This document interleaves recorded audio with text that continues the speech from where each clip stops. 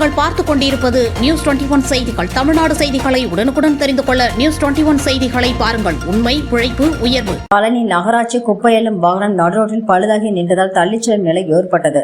தைப்பூச திருவிழா நடந்து வரும் நிலையில் குப்பை அள்ளும் வாகனங்கள் முறையாக பராமரிக்கப்படுகிறதா என்ற கேள்வி எழுந்துள்ளது. திண்டுக்கல் மாவட்டம் பழனி முருகன் கோவிலில் தைப்பூச திருவிழா கடந்த 5ஆம் தேதி தொடங்கி நடைபெற்று வருகிறது.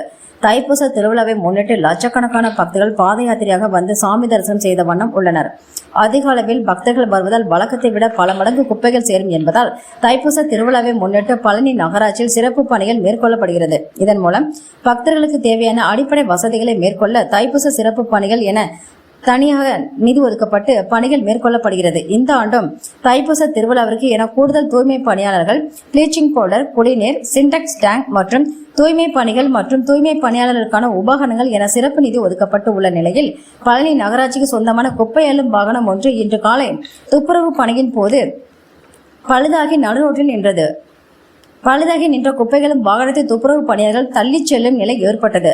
தைப்பூச திருவிழா துவங்குவதற்கு முன்பே குப்பைகளும் வாகனங்களை முறையாக பராமரித்து தயாராக வைத்திருக்க வேண்டிய குப்பை அள்ளும் வாகனம் நடுரோட்டில் பழுதாகி நின்ற நிலையில் முறையாக பராமரிப்பு பணிகள் மேற்கொண்டார்களா என கேள்வி எழுந்துள்ளது.